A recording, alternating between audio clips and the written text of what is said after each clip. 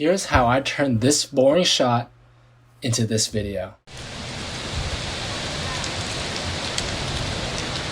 Let's get started. All right, so here is our setup. We have our can on the platform and it's elevated so we can see it on our camera.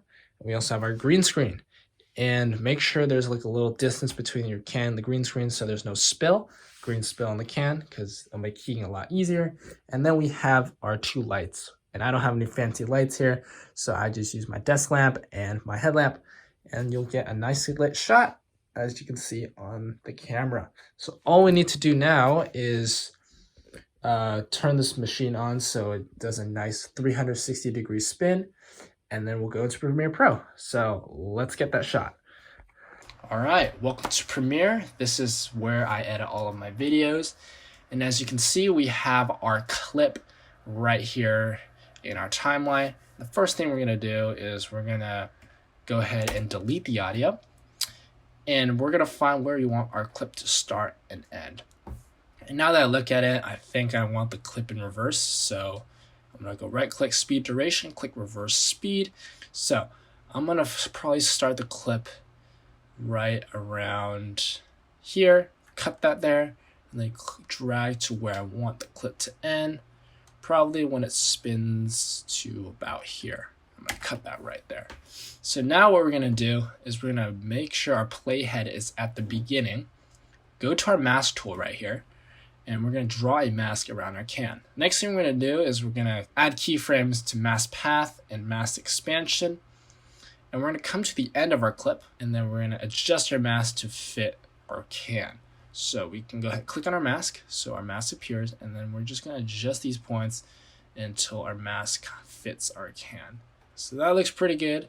And now what I'm gonna do is I'm gonna go to our effects, search up Ultra Key, drag that onto our clip, and now when we go to our effect controls, you'll see Ultra Key right here. So next, what we're gonna do is we're gonna take our eyedropper tool, hold down Control for a bigger sample, and click on our grain. And what this does is it takes all the grain out of our clip and leaves us with a nice clean can right there. Next, I'm gonna go to scale, and then I'm gonna type in 50% to make our can small, and then add a keyframe. And I'd say at the end, on the last frame, I'm gonna scale this back up to 100.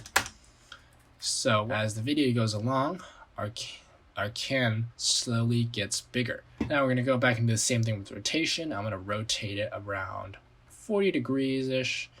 Yeah, something like that. Add a keyframe, come to the end, our last frame, and then I'm gonna scale this back to straight.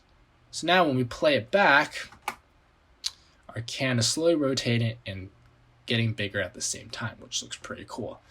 Okay, so now the problem we have is the can is in focus the whole time. And when we're actually using a real camera, that's usually not gonna happen, because the further it gets, the less focus it will be. So to fix that, we're gonna go here to effects, type in directional blur, and then we're gonna drag that onto our clip. And we're gonna go down, and we're gonna, at the beginning, gotta play it to the beginning, we're gonna add some directional blur, probably around 20, and then we're gonna add a keyframe. And then we're gonna drag our playhead until the logo comes into view, probably around here.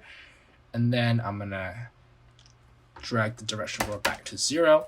So what we've done is our can starts off blurry, and as it slowly comes forward, it'll come into view. There you go. So now we're going to drag our clip to the second layer, and we're going to go to our project panel and go to new item, color matte, click OK, and we're going to make a nice green matte. Something like that looks good. Click OK, label it green matte, and then we're going to drag it onto our video 1 layer right underneath our clip. And as you can see, the Ultra Key did pretty good job, but also left some marks here, which we'll fix. To fix that, we're gonna go here, back to effect controls, go to our clip, go down to Ultra Key, and under matte generation, we're gonna actually boost our pedestal until the green come out of view, until it's a perfectly good key. Around 52 looks good. So now when we play it back, It's a nice, smooth key. That looks good. So we're going to go here and make a nested sequence by highlighting all of it, right click, click nest, and title this can. Boom, click OK. Next thing we're going to do is we're going to add some speed ramps to this. And I think I want our speed ramp to end right here. So to make a speed ramp, we're going to right click, click speed, zoom in, and we're going to add a point where we want our speed ramp to begin. Add a point by clicking there, and then go back to our selection tool, and we're going to drag the previous head to maybe around 250%. Okay, we're going to expand this out to smooth out the speed ramp, and we're going to use these little knobs right here to smooth it out like that. So now let's play it back and see how that looks.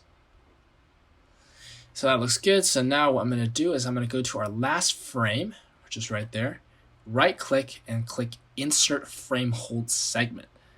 And what this does is it adds a section, our last frame, and just holds it. And we're going to drag this out for about 6 seconds. So now what we're going to do is highlight everything, click nest, and type speed ramped clip. Click OK. So now we're going to go back to our effects, drag an Ultra key, and remove the green again. So we're going to go to our effect controls, go to key color, and key out the green. So we have a nice, beautifully keyed can. All right, so the next thing we're going to do is we're going to drag in our stock clips, which I found on Pixabay. And I did this by searching autumn leaves for sound effects and for stock video. And I went and dragged them into my project. All right, so once we have our stock clips in our project, I'm going to go ahead and move our can clip to the video 2 layer and drag the fall leaves clip underneath the can clip. I'm going to trim it to size, and I'm going to delete the audio because we don't need it. And as you can see, this clip is in 4K, so it's zoomed in. All we need to do is go to Effect Controls, type in 50, and scale that back, and there we go. All right, so now we're going to add some text. I'm going to drag the can clip to our video 3 layer and drag in a basic default title right underneath. Now I'm going to go into our can clip, and I'm going to find the point where the can stops moving, right there. And then I'm going to drag the title clip to fit right there and stretch it out to size. There we go. And now we're going to disable our can layer. And I'm going to double click on our title layer to bring out a text window and type in tastefully Italian. Because that's what that's the slogan, I think, for San Pellegrino. So I'm going to go into our central graphics controls here. And I'm going to change the text to something more cinematic, like BBAS new. It's built in. And then I'm going to change it to left right there. Effect controls, I'm going to scale it up a little bit. Something like this. That looks good. And then I'm going to re-enable our can clip. All right, so now I'm going to drag the playhead to the beginning of the graphic clip and click on our can clip. I'm going to add a keyframe to the position, drag a few frames forward, and then drag our slider and move the can to the left, something like that. Looks good. So now I'm going to go into our graphic layer, making sure the playhead is at the beginning of our graphic, and I'm going to drag our text layer until the letters are covered by the can, like that. I'm going to add a keyframe, and then I'm going to go back to our can clip, find the same exact keyframe of our can when the can stops, like right there. Go back to our graphic layer, and then I'm going to drag it back to its original position, which is right about here. Okay.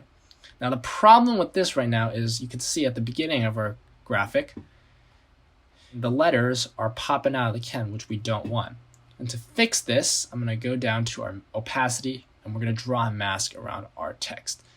So I'm going to go ahead, draw a mask around our text like this, and then click inverted. That does magic, and now the text is gone. The problem I see now is that our can is a little too dark for the background, so we're going to activate Lumetri Color by going to Window, Lumetri Color. And I'm going to go ahead and go click on the can layer and boost the temperature, saturate it a little bit, increase the exposure, the contrast, and the shadows to make it blend nice and evenly. And now I'm going to click on our fall leaves, and I'm going to boost the temperature that to make a nice reddish orange color to fit in. And then I'm going to decrease the exposure so the can will stand out more. Before, after for the background, and for our can, before, after. So it fits much better. All right, so now all we have to do, add our rustling leaf sound effect, trim it to size, add some constant power by hitting Control-Shift-D, and you get something that looks like this.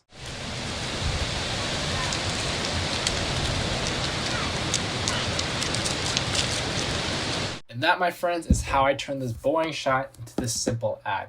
If you found this video interesting, please hit that like and subscribe button, and I'll see you in the next one.